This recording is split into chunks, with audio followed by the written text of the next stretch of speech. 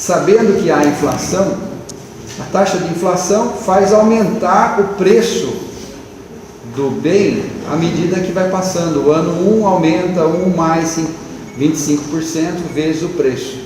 Só que a taxa de desconto que está no denominador faz esse bem, ao trazer para a data zero, reduzir, certo ou não? Então, 1 mais F está no numerador, 1 mais I está no denominador. E você pode achar uma taxa equivalente, I', que cause o mesmo efeito.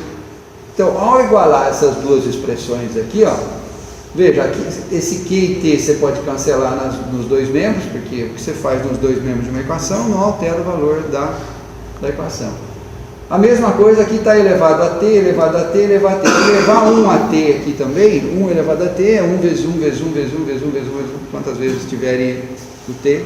Então, você pode cancelar o T. Daqui você pode chegar numa expressão que o professor Hector já mostrou na aula passada, que relaciona, olha lá, 1 mais I' elevado a T é 1 mais I elevado a T, é só inverter aqui, ó, inverte essa expressão, inverte essa daqui, e daqui você vai conseguir facilmente encontrar a resposta, né? 1 mais I' é igual a 1 mais I sobre 1 mais F, né? Eu quero calcular o I', que é a taxa equivalente, considerando a inflação, passa esse 1 para cá, fica menos 1, aí multiplica 1 mais F aqui, ó, vai ficar menos 1 menos F, 1 menos 1 cancela, fica I menos F no numerador e 1 mais F no denominador. Então a taxa equivalente que você vai usar num cenário que tem inflação é pegar a taxa de desconto, 0,5, menos a taxa da inflação, 0,25, dividido por 1 mais a taxa de inflação, que é 0,25, dá 1,25, então a taxa equivalente seria 0,2. Então, é esse tipo de raciocínio que vocês vão ter que fazer, tá certo? Para resolver essa questão, depois é só aplicar aqui para visualizar o problema. Agora no segundo problema. O Everson, vem para nós.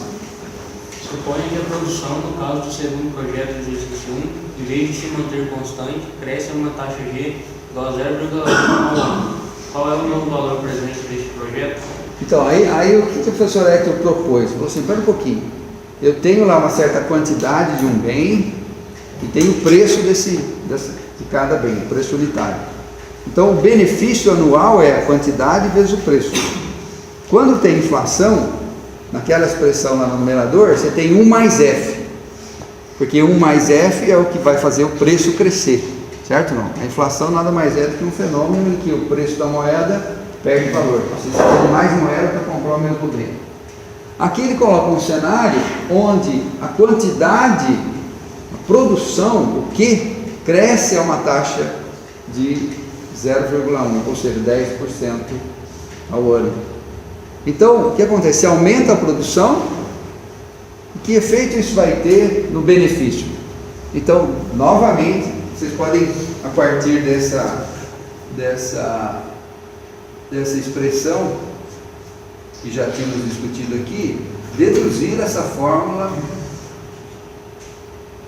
Olha lá. Só que no numerador, o que vai aparecer? Agora aparece, além do crescimento do preço, do T, o que é a quantidade, também cresce a uma taxa, 1 mais G. Então, no numerador aparece 1 mais F, 1 mais G. E no denominador, claro, é a taxa de desconto 1 mais I. Você quer calcular uma taxa equivalente que considera tudo isso. Então, da mesma forma, você iguala o primeiro membro com o segundo membro e você deduz qual é a taxa equivalente que você teria que utilizar. Tá certo? O terceiro projeto, ou a terceira questão,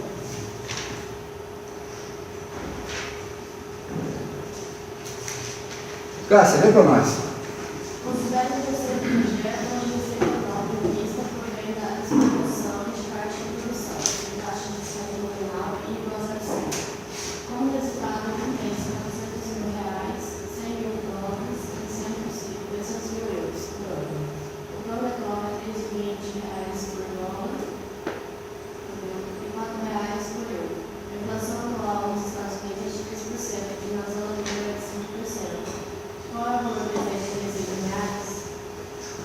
Então, probleminha, imagina que você trabalha em uma multinacional e você tem negócio, né, na América do Norte e negócio na Europa.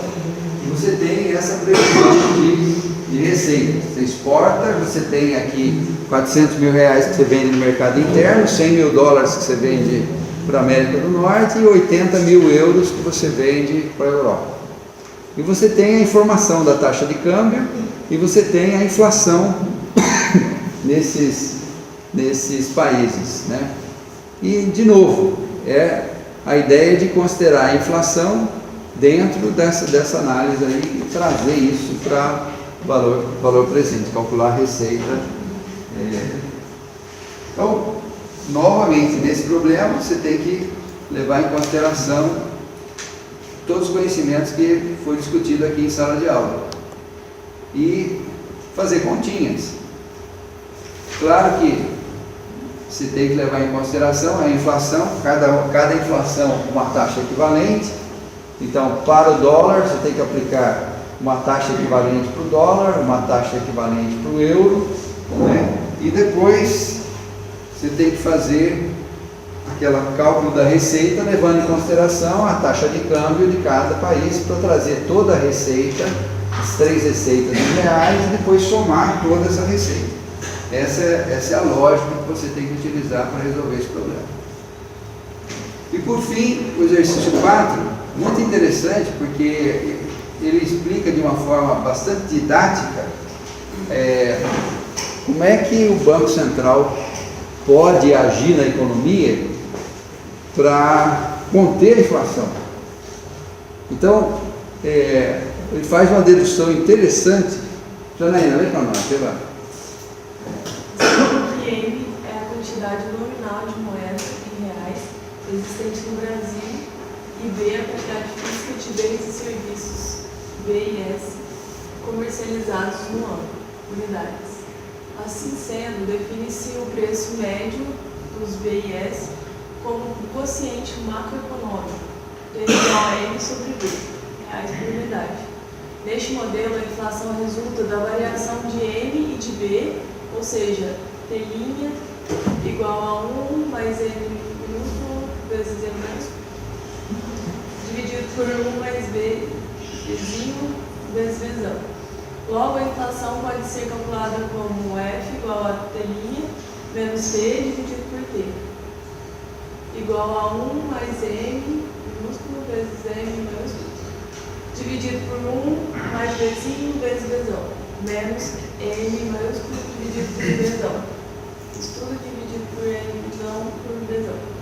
Daí resulta que F igual a 1 mais Mzinho dividido por 1 mais Vzinho menos 1, igual a M menos Vzinho dividido por 1 mais Vzinho. Admitindo-se que o modelo descreve a realidade em que o ritmo dos negócios se contrai a uma taxa B igual a menos 0,1 menos 10%, estabeleça a contração dos meios de pagamento, M', que o Banco Central do Brasil deve esforçar para que a inflação se coloque no centro da meta, F igual a 0,045.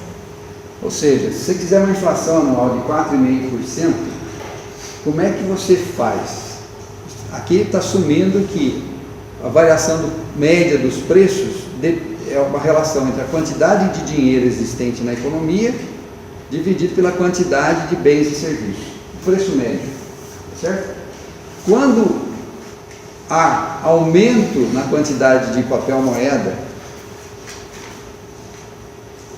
e aumento ou diminuição na quantidade de bens e serviços produzidos, o preço médio varia. Esse preço médio, a variação do preço, é o que a gente chama de inflação, não é isso? Então, aí o problema coloca esse cenário. Imagina que a economia retrai, as indústrias produzem menos, reduziu 10% a produção de bens e serviços. Ora, se diminuiu a produção de bens e serviços, tem menos bens e serviços. O que deve acontecer com os preços? Lei da oferta e procura. Aumenta. A tendência é aumentar os preços, certo? Então tem que reduzir a quantidade de papel moeda existente no mercado. Se você quer fixar a inflação ou limitar o crescimento da inflação, você diminui a quantidade de papel no mercado, quantidade de dinheiro. Porque se tem mais dinheiro, as pessoas vão gastar mais dinheiro pagando pelo produto, né, um valor mais caro. Tem escassez do bem, o preço aumenta, tem mais dinheiro, tem dinheiro disponível, a pessoa paga mais. Aí a inflação entra numa escalada que pode gerar a hiperinflação. Lembra que nós comentamos sobre isso na aula passada, mostramos uns gráficos aí da época da hiperinflação? Aí o Banco Central tem medidas que ele pode tentar fazer para reduzir a quantidade de dinheiro no mercado. Se ele emite papel moeda, se ele bota mais dinheiro em circulação, quanto mais dinheiro tiver em circulação, alimenta a inflação. É um dragão. Quanto mais dinheiro você põe, mais ele quer. E se você retira dinheiro do mercado, o que acontece? Você tenta frear. Então, de forma bem simplista, tá? Porque na verdade a coisa é um pouco mais complexa, né? Então, olha, é um problema legal para vocês refletirem e vocês têm até domingo que vem para fazer esse trabalho, tá certo? Então, de novo, a solução passa por todas as equações que o professor Hector já deu aí, né? Então, é basicamente vocês aplicarem esse raciocínio e ver que você vai ter que diminuir aqui em 5,95% a disponibilidade de papel moeda no mercado. Se você fizer isso, você vai resolver claro. Há um caso histórico famoso no Brasil de uma contração drástica dos meios de pagamento. Foi com o Plano Collor. Lembra que o Collor sequestrou a poupança de todo mundo? E falou que só ia devolver depois de 2 anos. Bom, com essa medida, a ministra da Economia, a Cardoso, ela produziu uma diminuição brutal dos meios de pagamento. Verdade. Sabe que eu estava no Globo News, estava falando da Zélia Cardoso. Exatamente. Ela fazendo, acho que eles estão revivendo esse cenário. Será que tem alguma tendência de que isso volte a acontecer na economia? Não sei. Eu não sei. Se a gente se vai guiar pelo que aconteceu com o Collor, acredito que ninguém vai. Nossa, não seria nada bom, hein? Porque depois do impeachment vem um impacto econômico assim, de congelamento na economia, isso é um perigo. Você vê que ontem foi aniversário de 15 anos do ato terrorista lá no World Trade Center. Vocês devem ter visto, né? muito falando sobre isso e tal. 15 anos em que houve o bombardeio lá. E o mundo ainda se ressente, né, desse ato. Você vê que a intolerância, a ganância e a busca por poder entre as nações leva a atos extremistas que têm impacto no planeta todo. Então, nada é isolado, tudo tem uma interdependência. Esse é um princípio que a gente tem que cada vez mais levar em consideração hoje em dia. A gente não está isolado em Itajubá, apesar de estarmos a 400 quilômetros de São Paulo e 500 do Rio, efeitos que acontecem lá impactam a gente aqui, pode ter certeza. Mais cedo, mais tarde. A mesma coisa que acontece na China, que acontece no Japão, nos Estados Unidos, na Rússia, na Síria, tem impacto aqui na nossa economia. Muito bem, então, alguma pergunta em relação a esse exercício? Veja, faz parte do engenharia econômica. Avaliar projetos no cenário de inflação, cenário sem inflação, calcular taxa, trazer tudo para a mesma base, entendeu? Né? O trabalho tudo para a mesma base, porque economia é a mesma coisa.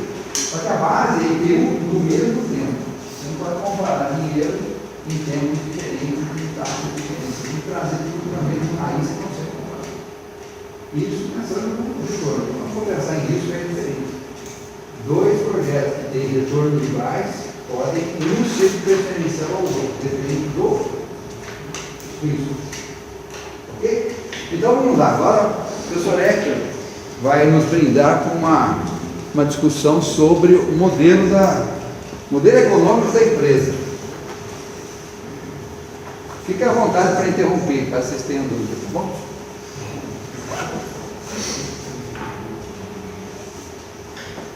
Bom, gente, então, esta aula seria uma espécie de divisor de águas, entre a primeira parte que nós falamos da teoria financeira aplicada a projetos e o que nós vamos agora a encarar, que seria praticamente o planejamento da evolução de uma empresa.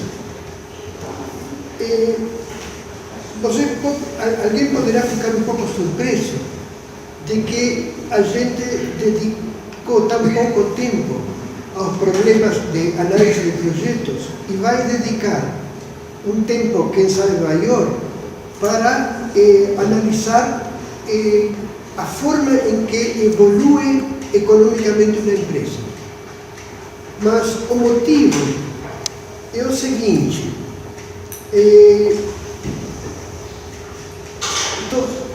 de todos vocês agora, que com certeza vão se formar daqui a pouco, vão entrar na vida profissional. Então, nesse momento, alguns vão entrar em postos, em cargos, dentro de empresas, como engenheiros, das mais diversas empresas, empresas de eletricidade, empresas de gás, que são as produtoras das formas de energia que se usam no Brasil. Mas também tem empresas que fabricam a mais diversa quantidade e qualidade de equipamentos, bens e serviços. Hoje em dia, uma grande cadeia de hotéis precisa de ter engenheiros. Uma fábrica de cimento precisa de ter engenheiros. Ou seja, a engenharia hoje em dia é necessária em praticamente todas as atividades econômicas de um país. Por outro lado, há também a possibilidade de que vocês tenham uma espécie de vocação mais individualista, né? E vocês, sozinhos ou em um grupo, pretendam atuar como empreendedores, ou seja, de fundar uma empresa, de vocês mesmos. Claro, começando, evidentemente, com um tamanho não comparável com as empresas já existentes, mas um embrião de empresa que no futuro pode ser até a maior. Casos como esse nós temos abundantes, não é? Como é o caso da Apple, não é? Com Steve Jobs, que apareceu como uma pequena empresinha, e depois foi evoluindo, ou como o caso da Facebook, ou com o Zuckerberg, não é? O que aconteceu? A empresa Facebook, por exemplo, evoluiu tão rápido que quando um grupo de investidores comprou um pedaço da Facebook por $1 bilhão, e foram a festejar a um restaurante de Los Angeles, eles pediram um vinho, não é? Desses vinhos de alta categoria, como Chateau Lafite, sei lá o quê, não é? E aí começaram a servir o vinho. Quando iam a servir para Zuckerberg, o garçom falou: não, esse não pode, é menor de idade. Então vocês veem como o empreendedorismo está evoluindo muito no mundo. Mas temos que entender que, quem sabe, 90% ou mais de vocês vão terminar trabalhando em algum tipo de empresa já existente. Então, nesse caso, o que o diretor da empresa ou o gerente vai perguntar a vocês não é se esse projeto é bom ou é melhor que outro. Ele vai perguntar: olha, este projeto é bom para a empresa? Este projeto vai aumentar o valor desta empresa? Entende? Então você tem que tomar uma decisão que é basicamente diferente.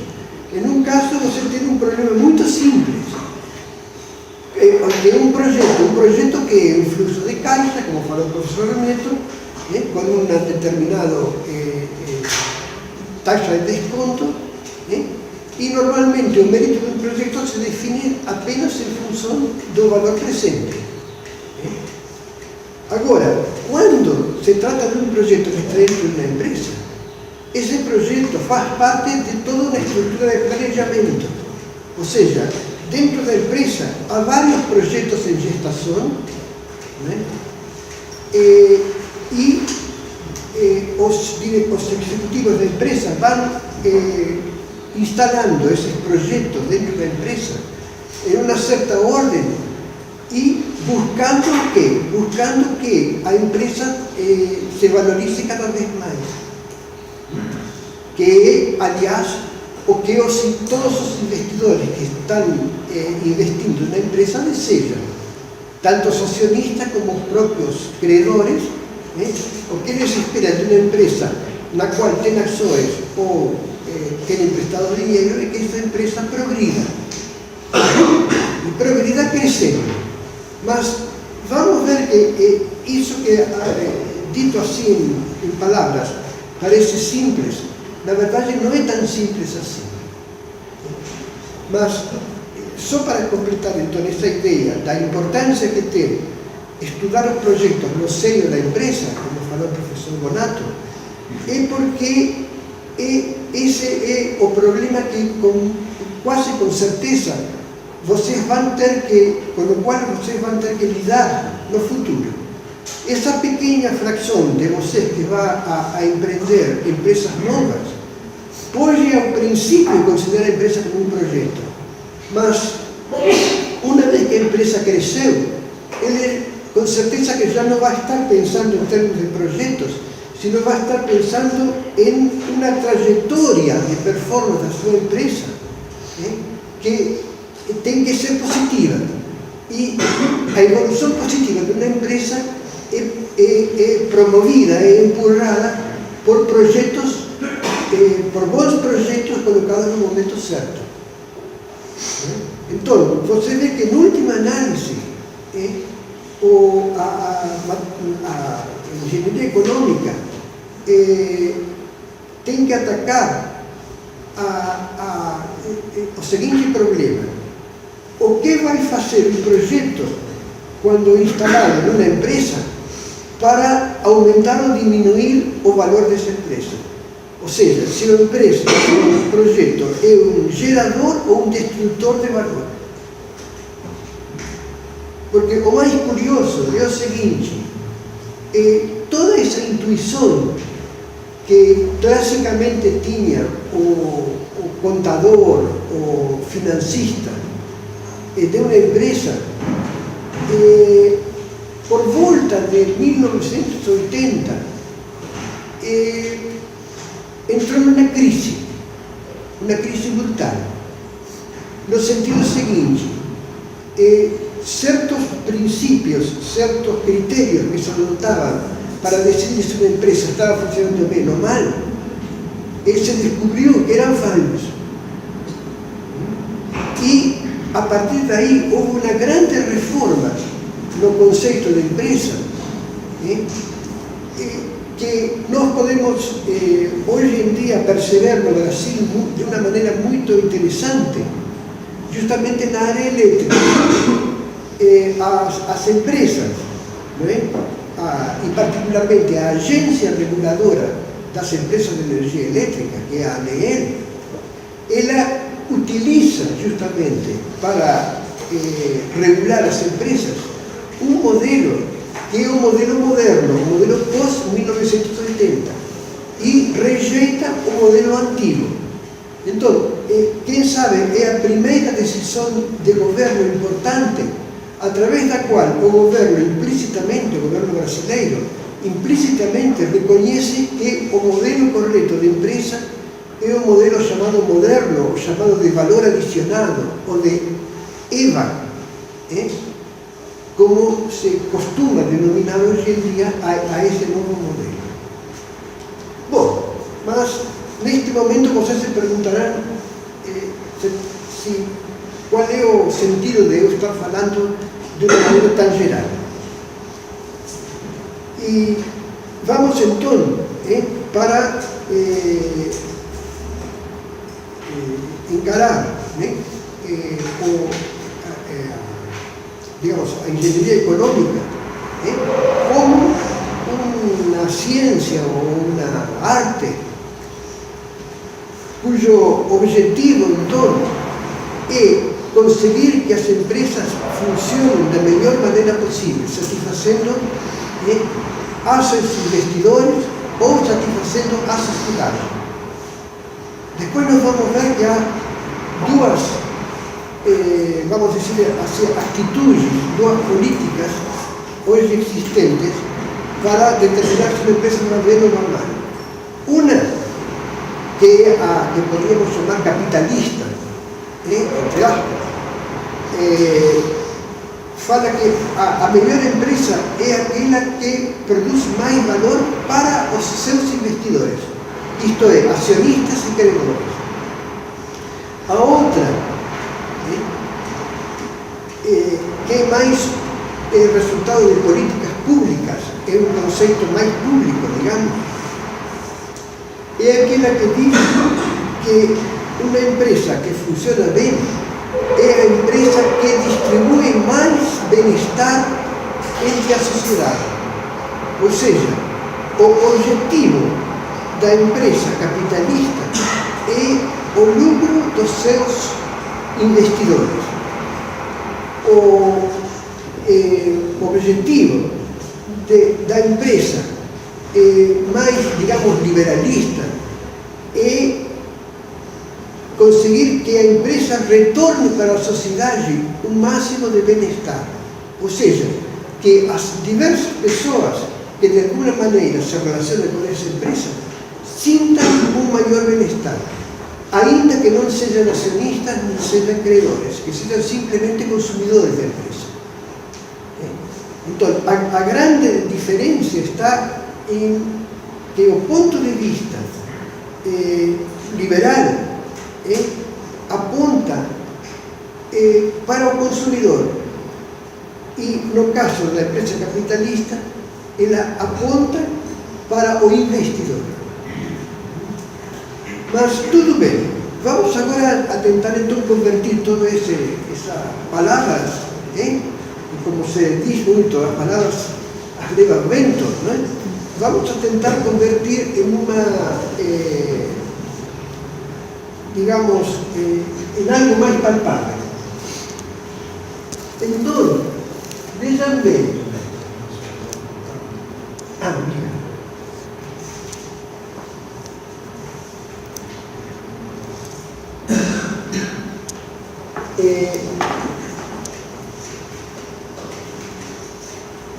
Eu que representei aqui, vocês veem, esse desenho formado por uma série de bolinhas e de uns retângulos da direita, pretende representar uma empresa produtiva. Não uma empresa que simplesmente é financeira, é uma empresa que produz alguma coisa. Ou seja, é uma empresa de engenharia. E hoje o engenheiro realmente tem um papel específico. Não é? Uma empresa financeira é uma empresa que não tem engenharia porque não existe nada físico. E todos são todos instrumentos financeiros que são abstratos. Então, vejam bem, o que há aí é o seguinte, vejam a direita. À direita você tem um retângulo lá embaixo.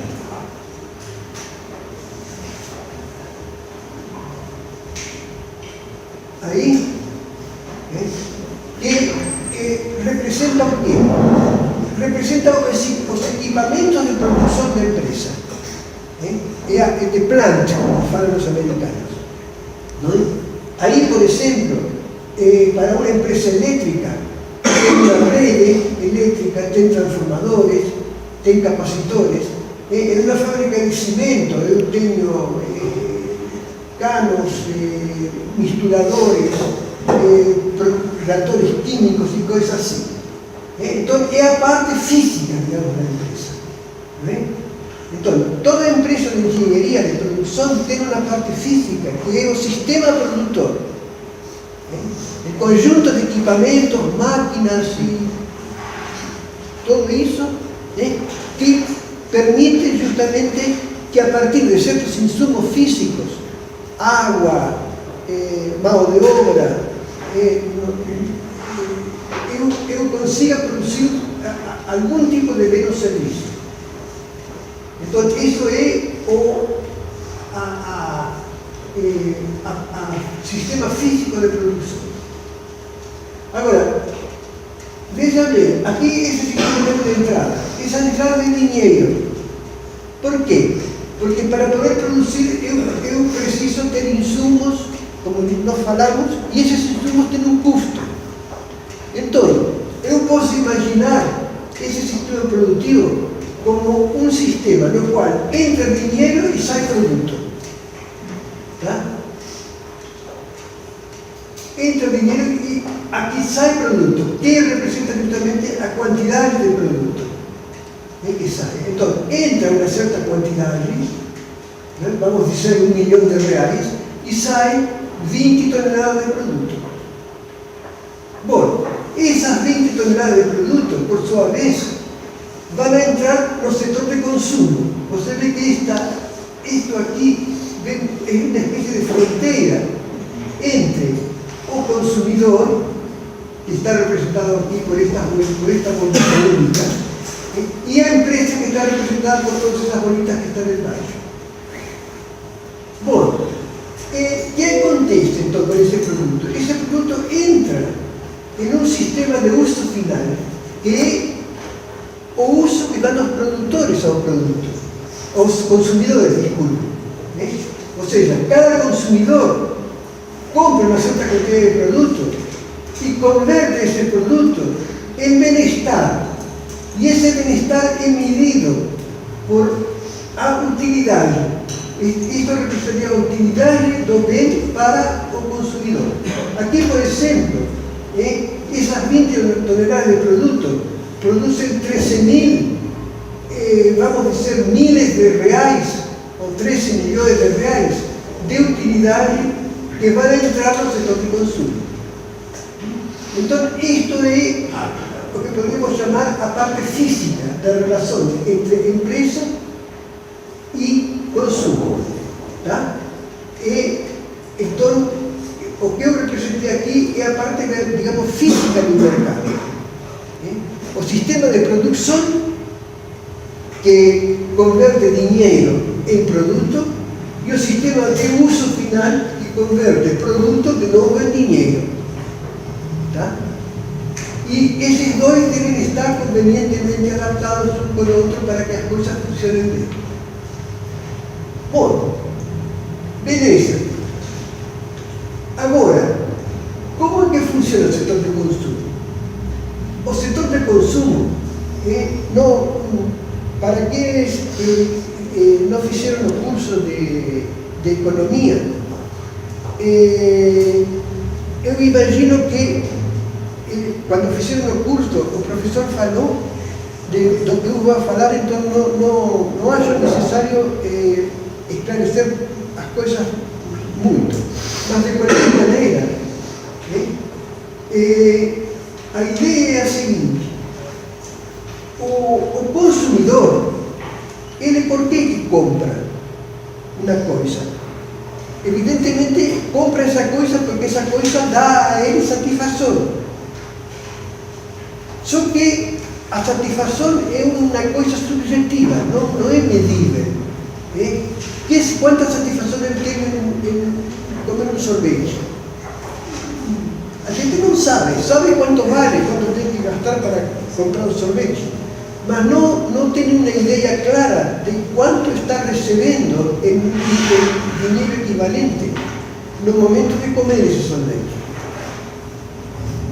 Então, exatamente isso acontece aqui com o consumidor. Os consumidores, então, em total, compram 20 toneladas de produto, que é igual a 20 lá, que é igual a 20, e essas 20 toneladas producen una satisfacción que es medida en forma de utilidad. Y aquí vale 13.000. 13.000, por ejemplo, reais o 1.000 reais, como vocês queiram. Aqui os números não significam nada de concreto, é só para ter um exemplo. Então, este consumidor funciona assim. Ele recebe esta utilidade, não é? Por quê? Porque comprou o produto, mas ele também tem que pagar. Não é? E esse pagamento vai do consumidor para a empresa, para o produtor. Não é? Vai assim, né? Essa seta. E essa receita é de 6.000 neste caso. Então, para um sistema consumidor que tem, por exemplo, uma avidez de 1.000 e uma saciação de 35, né, ele reage a um preço de 300, consumindo justamente 20 toneladas do produto. E para isso, ele precisa pagar 6.000, que é 300, a tarifa, vezes 20, que são as toneladas. Então, ele recebe, entre aspas, 13.000 e paga 6.000. O que quer dizer isso? Quer dizer que, na verdade, ele está recebendo mais do que paga. E esse fato de ele receber mais do que paga é justamente o impulso para comprar. Entende? Por que a gente compra? Ou por que compra algo? Porque esse algo dá a ele mais do que custa comprar. Entende? Ou seja, a utilidade é maior que a receita. E a diferença entre utilidade e receita é o que nós chamamos de surplus, que é uma palavra. No están todos os dicionarios portugueses, mas também surplus significaria, traduzido, excelente. Então, seja como for, seja surplus, seja excedente, você pode imaginar então que essas 20 toneladas de produto geraram um excedente de 7.000. É um benefício que os consumidores recebem pelo ato de comprar. Bom, isso então seria um modelo de consumo. Volto a repetir, qualquer dificuldade que você tenha de entender, vocês podem inclusive recorrer às notas de curso de economia. Bem, agora, essas 6.000, vocês veem que cruzam a fronteira entre consumidor e receita. Aqui, essa fronteira, consumidor, então, significa que, ao mesmo tempo, a receita é o pagamento do consumidor e o recebimento da empresa. Então, a empresa recebe 6.000. E agora, este conjunto de bolinhas não é mais que um fluxo, exatamente como a gente usa qualquer tipo de fluxo físico. Aqui seria um fluxo monetário, seria a diferença, mas significa o quê? Vejam bem, por exemplo, essa bolinha que está aqui, ela recebe 6.000, mas você vê que dela aqui saem 3.500, não é? Então, como resultado, o que sai é a diferença dos 1.500, ou seja, cada bolinha representa o fato de entrar na receita e sair um custo. Na segunda bolinha, por exemplo, já entra, não na receita, entra o que digamos assim, ficou da receita, depois de tirar isto. Então, já é um pouco menos que a receita. Então, tira um segundo custo, fica um remanescente ainda menor. E dessa maneira, tirando sucessivamente os diversos tipos de custo, é que eu consigo representar a empresa. É um diagrama, digamos assim, que representa que a performance financeira da empresa. Ou seja, a performance da empresa em termos de moeda. Tá? Então, por exemplo, aqui, vejam bem como são os custos que normalmente agem numa empresa. Vem a receita, né? E aqui aparecem custos, que são, chamamos aqui em geral de gastos. Né? São os diversos gastos da empresa. Por exemplo, custo administrativo, compra de insumos,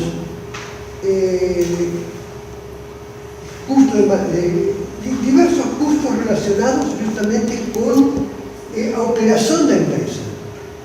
Para poder operar uma empresa, eu tenho que gastar dinheiro. E esses são os gastos. Estão aí. 3 mil. Agora, normalmente nesta etapa, você tira também, para não colocar muitas bolinhas, você nesta bolinha já tira 2 coisas. O gasto e também isto aqui, que significa o seguinte. Vamos por partes. B grande significaria o capital da empresa, o capital total da empresa. Neste caso, por exemplo, esse valor de B é de 10 mil. E esse produto D por B significa o seguinte. Bom, eu tenho um capital, é verdade, mas esse capital está investido no sistema físico. Bem, esse sistema, retângulo que está aí, pronto, esse retângulo abaixo, é o sistema de produção. Então, o grosso do capital da empresa, o B, está aí. Está em como? Está em equipamentos, está em máquinas, está em computadores, está nos mais diversos tipos físicos de sistema de produção. Então, como toda coisa física, como toda coisa material, ela sofre um desgaste. Não é eterna. Entende? E, devido a esse desgaste, em algum momento eu vou ter que substituir, ou como se diz, renovar o equipamento. É o mesmo com um carro. Um carro tem, depois de 300, 400 mil quilômetros, pouco é o que ele vale. Tem um valor residual, é verdade. Mas, neste caso, das empresas, é preferível considerar que no sistema produtivo que está aí, eu vou a ter, então, um conjunto de equipamentos e máquinas dentro desse retângulo, e esses equipamentos e máquinas, passado um certo tempo, têm que ser substituídos por outros. Então, é como se eu tivesse que juntar dinheiro. Vamos supor, eu tenho a empresa agora, começou a funcionar uma empresa, então tenho um grande conjunto aí de tanques, equipamentos, reatores, químicos, tudo isso vale B reais, B grande e reais. Mas, passado o tempo, daqui a 1, 2, 3, quem sabe 20 anos, muitos desses equipamentos já são praticamente inservíveis e chegou a hora de substituí-los. Pego o velho, tiro, considero como um valor zero, e coloco no novo. Então, quer dizer que cada certo número de anos eu tenho que gastar outro B. Não é? Vamos supor que todos os equipamentos durem 20 anos. Então, eu estou agora em 2016, gastei 10 mil de capital para comprar esses equipamentos, essa planta produtiva, e comecei a funcionar. Em 2036, ou seja, 20 anos depois, eu vou ter que jogar tudo fora e vou ter que comprar um novo, ou seja, vou ter que gastar outro B, um novo capital. Então, se eu simplesmente esperar, assim, ingenuamente, que isso dure para sempre, e dentro de 20 anos vem um cara e me fala, olha, não pode produzir mais, tem que mudar tudo. Você diz, bom, e onde consigo esse capital B que eu tenho que usar agora, tenho que renovar? Quem sabe você poderia ir aos bancos, ir a financeiros e pedir dinheiro emprestado. Mas todo mundo sabe que quando você vai desesperado a pedir alguma coisa, os juros são terríveis. Então, não é uma boa política esperar até o último momento para renovar um equipamento que está ficando velho. Eu tenho que me antecipar. E a melhor forma de se antecipar seria ir juntando, ano a ano, o dinheiro necessário para fazer essa renovação. Então, se agora, dentro de 20 anos, vou ter que gastar bem, isso pode ser conseguido, por exemplo, neste caso, são 10 mil, não? Então, dentro de 20 anos, tenho que gastar 10 mil. Então, se cada ano eu poupo